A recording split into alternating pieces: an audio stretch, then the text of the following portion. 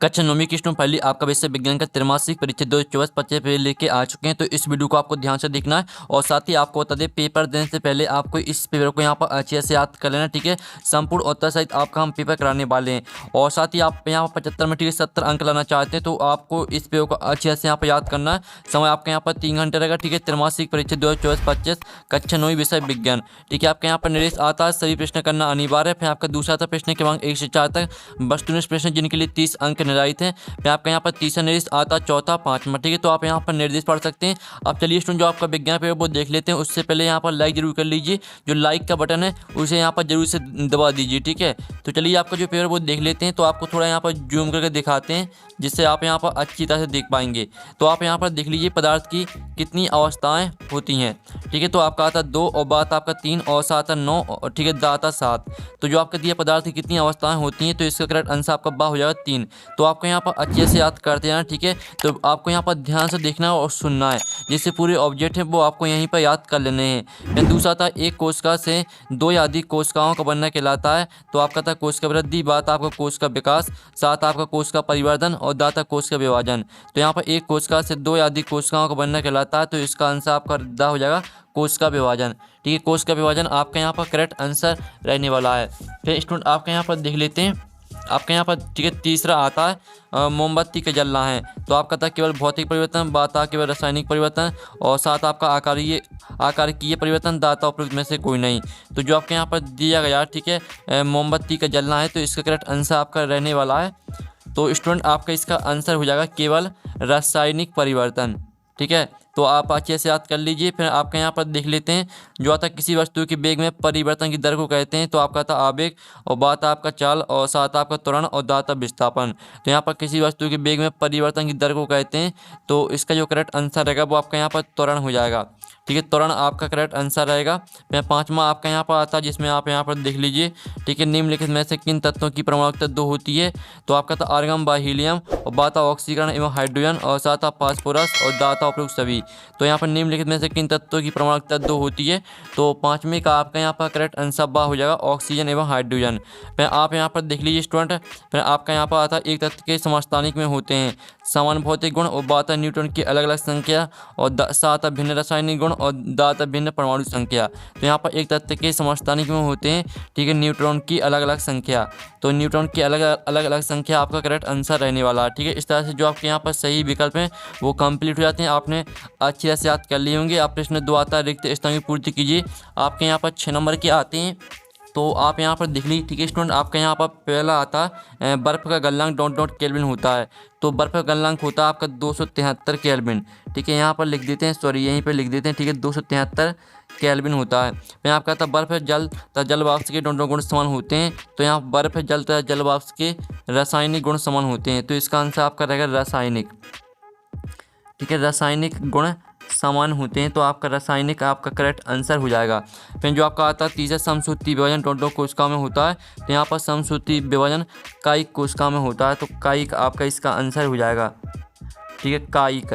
फिर आपका आता है चौथा गति की मापन इकाई डॉट डॉट है। तो गति की मापन इकाई आपकी रहेगी मीटर प्रति सेकंड, ठीक है, मीटर प्रति सेकंड। ये आपकी गति की मापन इकाई हो जाएगी। फिर जो आपके यहाँ पर देख लीजिए स्टूडेंट पाँचवा आता है निश्चित आवेश युक्त परमाणुओं का समूह डोडो कहलाता है। तो यहाँ पर निश्चित आवेश युक्त परमाणुओं का समूह बहुपरमाणुक आयन कहलाता है, ठीक है। आप यहाँ पर देख लीजिए बहुपरमाणुक आयन, ठीक है, बहुपरमाणुक आयन कहलाता है। ये आपका आंसर हो जाएगा। फिर आपका आता है 6वां फ्लोएम ऊतक पत्तियों द्वारा निर्मित भोजन का डोडो करते हैं। तो यहाँ फ्लोएम ऊतक पत्तियों द्वारा निर्मित भोजन का परिवहन करते हैं, ठीक है। परिवहन आपका इसका करेक्ट आंसर रहने वाला है। तो आपको यहाँ पर अच्छे से याद कर लेना, ठीक है, परिवहन आपका करेक्ट आंसर हो जाएगा। फिर आप यहाँ पर देख लीजिए सही जोड़ी बनाकर लिखिए। आपकी 6 नंबर की आती हैं स्तंभ अवयव में दी गई सही जोड़ी। तो पहले आती है आपकी संयोजी ऊतक। तो संयोजी ऊतक आपकी यहाँ पर रक्त हो जाएगी। फिर आप कहती है पत्तियों से भोजन का परिवहन। तो ठीक है, पत्तियों से, ठीक है, भोजन का परिवहन। तो इस आपका फ्लोएम हो जाएगा। फिर आपका आता तंत्रिका ऊतक। तो तंत्रिका ऊतक को आपको न्यूरॉन से मैच करना है। जो चौथी आती है आपकी क्लोरोप्लास्ट। तो क्लोरोप्लास्ट आपकी क्या हो जाएगी। तो स्टूडेंट आपकी जो यहाँ पर क्लोरोप्लास्ट आएगी वो आपकी प्रकाश संश्लेषण हो जाएगी। फिर आप कहती है राइबोसोम। तो राइबोसोम को आपको प्रोटीन से मैच कर देना है। जो 6वीं आती तन्यता, तो तन्यता को आपको धातु से मैच कर देना है। तो इस तरह से जो आपकी यहाँ पर सही जोड़ी वो आपकी कंप्लीट हो जाती हैं, आपने अच्छे से याद कर ली होंगी। अब चलिए आपके यहाँ पर नेक्स्ट प्रश्न देख लेते हैं, जिसमें आपके यहाँ पर आते हैं, ठीक है, एक शब्द वाक्य में उत्तर दीजिए, आपके 6 नंबर के आते हैं। तो आपके यहाँ पर जो पहला आता है 300 के तापमान का डिग्री सेल्सियस में क्या मान होता है। तो यहाँ पर 300 के तापमान का डिग्री सेल्सियस मान होता है आपका 27 डिग्री सेल्सियस, ठीक है, 27 डिग्री सेल्सियस। फिर आपका आता हुआ है विलयन, जिसमें विलेय पदार्थ की मात्रा संतृप्त स्तर से कम है। तो इसका आंसर रहेगा, ठीक है, वह है विलयन जिसमें विलेय पदार्थ की मात्रा संतृप्त स्तर से कम है, असंतृप्त विलयन कहलाता है, ठीक है, असंतृप्त। आपका इसका आंसर रहेगा असंतृप्त विलयन, ठीक है, ये आपका यहाँ पर आंसर रहेगा। फिर जो आपका यहाँ पर आता है कोश का सिद्धांत देने वाले वैज्ञानिक के नाम लिखिए। तो कोश का जो आपके यहाँ पर कोश का सिद्धांत देने वाले वैज्ञानिक हैं वो आपके स्लाइडेन, ठीक है, स्लाइडेन हो जाएंगे, स्लाइडेन एवं स्वान, ठीक है, स्लाइडेन एवं स्वान आपका इसका आंसर रहेगा। फिर जो आपका आता है लाल रुधिर कणिकाओं का जीवन काल कितने दिनों का होता है। तो यहाँ पर ठीक है, लाल रुधिर कणिकाओं का जीवन काल होता है 120 दिनों का। फिर आपका आता है एक गाड़ी का ओडोमीटर किसका मापन करता है। तो यहाँ पर ठीक है, एक गाड़ी का ओडोमीटर चली गई दूरी का मापन करता है, ठीक है, चली गई दूरी, ठीक है, चली गई दूरी आपका करेक्ट आंसर रहेगा। फिर आपका आता है अवोगाद्रो संख्या का मान क्या होता है। तो अवोगाद्रो संख्या का मान होता है आपका 6.022 गुणा 10 की घात आपका 23, ठीक है, ये आपका यहाँ पर आंसर हो जाएगा। ये आपका अवोगाद्रो संख्या का मान होता है। फिर आप यहाँ पर देख लीजिए 7 का चयन करके लिखिए, आपके 6 नंबर के आते हैं। तो यहाँ पर गैसीय अवस्था में कणों की गति अनियमित और अत्यधिक तीव्र होती है। तो पहला आपका बिल्कुल यहाँ पर सत्य रहेगा। फिर जो आपका आता है मिश्रण में एक से अधिक पदार्थ अनिश्चित अनुपात में मिले होते हैं। तो आपका यह भी बिल्कुल यहाँ पर सत्य रहेगा। फिर आपका आता है कोश का जीवन की संरचनात्मक एवं कार्यात्मक इकाई नहीं है। तो यह आपका असत्य हो जाएगा। फिर जो आपका यहाँ पर आता है वेग में परिवर्तन की दर औसत वेग कहलाती है। तो जो आपका रहेगा यह असत्य हो जाएगा, ठीक है, असत्य आपका रहेगा, क्योंकि जो आपके यहाँ पर वेग में ठीक है परिवर्तन की दर को त्वरण कहते हैं, औसत वेग नहीं कहते हैं। 5 मात्रा कैल्शियम का परमाणु द्रव्यमान 40 होता है। तो ये आपका यहाँ पर सत्य रहने वाला है। फिर जो आपका आता है रक्त एवं प्लाज्मा संवहनी संयोजी ऊतक हैं। तो आपका यह सत्य रहेगा। तो इस तरह से आपके यहाँ पर सत्य वो कंप्लीट हो जाते हैं। आपके हमने पूरी आपके ऑब्जेक्ट कंप्लीट करा दिए हैं। प्रश्न आपका 6 आता है ठोसों की अपेक्षा द्रव्यों में विसरण की दर अधिक क्यों होती है। तो स्टूडेंट आप यहाँ पर देख लीजिए, जो प्रश्न दिया गया था ठोसों की अपेक्षा द्रव्यों में विसरण की दर अधिक क्यों होती है। तो इसका आंसर देख लीजिए, ठोस की अपेक्षा द्रव्यों में पदार्थ के कण स्वतंत्र रूप से गति करते हैं और उन कणों में रिक्त स्थान भी अधिक होते हैं, ठीक है। इस तरह से आपका यहाँ पर आंसर रहने वाला है। तो आपको याद कर लेना। साथ ही जो इसका अथवा आता ऊर्ध्वपातन किससे कहते हैं, एक पदार्थ का उदाहरण दीजिए जिसमें यह गुण पाया जाता है। तो इसका आंसर आपको खुद करना है। हम दोनों में से आपको एक क्वेश्चन का आंसर कराएंगे, क्योंकि अगर दोनों का आंसर कराएंगे तो वीडियो काफ़ी लॉन्ग हो जाता है, इसलिए आपको एक का आंसर कराया जाएगा। तो आप यहाँ पर 7वां प्रश्न देख लीजिए, परमाणु से क्या समझते हो। तो इसका आंसर देख लीजिए, किसी तत्व का वह सूक्ष्मतम कण जिसमें तत्व के सभी गुण विद्यमान होते हैं तथा जो तत्व की रचनात्मक इकाई होती है परमाणु कहलाता है। तो इस तरह से आपका आंसर रहने वाला है। अब चलिए आपका इसका जो अथवा था बहुपरमाणुक आयन क्या होते हैं, उदाहरण दीजिए। तो इनका आंसर आपको खुद करना है। फिर आपका 8वां था गर्मियों में हमें किस तरह के कपड़े पहनने चाहिए और क्यों। तो जो आप यहाँ पर देख लीजिए, गर्मियों में हमें सूती कपड़े पहनने चाहिए, क्योंकि गर्मियों में शारीरिक क्रिया के कारण अधिक पसीना आता है, जिससे हमें ठंडक मिलती है। जैसा कि हम जानते हैं कि वाष्पीकरण के दौरान द्रव किसी तरह के कारण हमारे शरीर से ऊर्जा प्राप्त करके वाष्प से बदल जाते हैं। तो इस तरह से पूरा आपका आसानी से वाष्पीकृत हो जाता है। यहाँ तक पूरे याद कर लेना है। फिर जो इसका अथवा आता है मिश्र धातु किसे कहते हैं, एक मिश्र धातु का नाम लिखिए। तो इसका आंसर आपको खुद करना है। फिर आपका आता है 9वां प्रश्न, मिश्रण एवं एकक में अंतर लिखिए। तो आप यहाँ पर देख लीजिए, ये रहा आपका मिश्रण और एकक में अंतर, ठीक है। दो से अधिक शुद्ध पदार्थों के द्वारा बिना रासायनिक क्रिया के निर्मित पदार्थ मिश्रण होता है, और 2 या 2 से अधिक तत्वों की रासायनिक क्रिया के फलस्वरूप निर्मित पदार्थ एकक होता है। फिर इसमें घटकों के गुण विद्यमान होते हैं, इसमें घटकों के गुण सदैव भिन्न होते हैं। इसमें घटकों को भौतिक विधियों द्वारा सुगमता से पृथक किया जा सकता है, इसमें घटकों को भौतिक विधियों द्वारा पृथक नहीं किया जा सकता, ठीक है। इस तरह से आपका मिश्रण और एकक में अंतर हो जाता है। फिर इसका अथवा आता तत्व एवं एकक में क्या अंतर है। तो इसका आंसर आपको खुद करना है। फिर आपका आता है कोलाइड विलयन के 2 गुण लिखिए। तो आप यहाँ पर देख लीजिए, ये रहा आपके कोलाइड विलयन के 2 गुण, ठीक है। ये विषमांगी होते हैं, और इसका दूसरा गुण रहेगा कोलाइड कण धनावेशित अथवा ऋणावेशित हो सकते हैं। इस तरह से आपके 2 गुण हो जाते हैं। फिर साथ ही आप यहाँ पर देख लीजिए, इसका अथवा था सांद्रता को परिभाषित कीजिए। फिर आपका 11वां था जाइलम व फ्लोएम में अंतर लिखिए। तो आप यहाँ पर जाइलम और फ्लोएम में आपको अंतर लिखना है। तो जो जाइलम और फिलोएम में इसका अथवा आता है, श्वेत हृदय कणिकाओं को सिपाही क्यों कहा जाता है? तो इसका अथवा का आंसर देख लीजिए। ठीक है, श्वेत हृदय कणिकाएं शरीर की रक्षक हैं। ये प्रतिरोधियों का निर्माण करती हैं। जब कभी शरीर में रोग फैलाने वाले रोगाणु प्रविष्ट हो जाते हैं या कोई चोट लग जाती है तो ये रोगाणु का भक्षण कर देती है, इसलिए इन्हें शरीर का सैनिक कहा जाता है। तो इस तरह से आपका आंसर रहेगा। फिर जो आपका यहाँ पर दिया गया, ठीक है, आप यहाँ पर देख लीजिए स्टूडेंट, एक समान गति किसे कहते हैं? ठीक है, प्रश्न 12वां।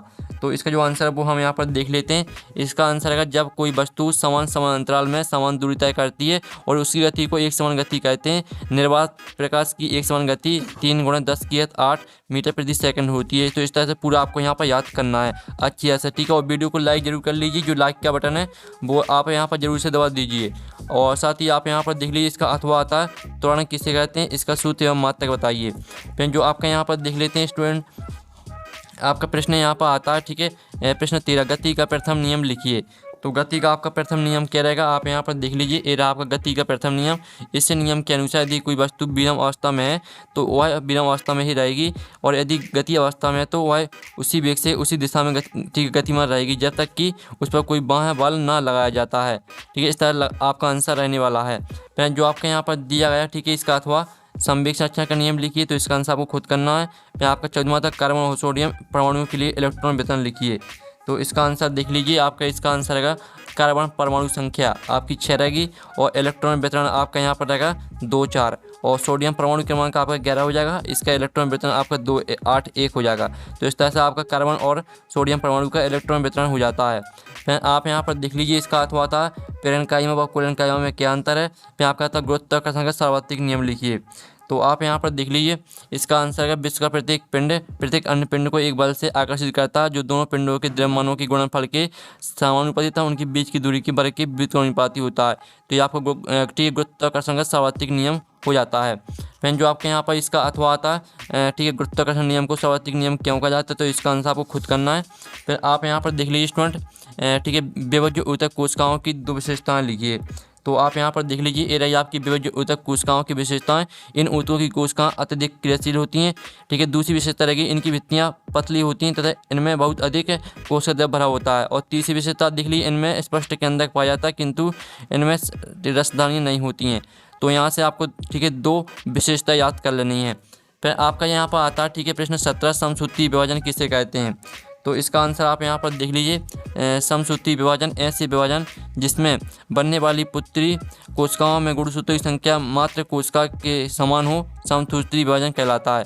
तो इस तरह से आपके यहाँ पर समसूत्री विभाजन की परिभाषा यहाँ पर हो जाती है। तो आपको यहाँ पर अच्छे से याद कर लेना है। फिर जो आपके यहाँ पर दिया गया इसका अथवा बर्फ का टुकड़ा जल पर क्यों तैरता है? फिर आपका आता है अंतः प्रदवी जालिका के 3 कार्य लिखिए। तो आप यहाँ पर देख लीजिए, ये रहे आपके यहाँ पर अंतः प्रदवी जालिका के 3 कार्य। ठीक है, आपका पहला कार्य यहाँ पर दिए, दूसरा, तीसरा, चौथा, 5वां, 5 कार्य दिए। तो 3 यहाँ से आपको कोई 2 या 3 कार्य याद कर लेने। ठीक है, आपका यह 3 नंबर का है तो 3 कार्य आपको याद करने हैं।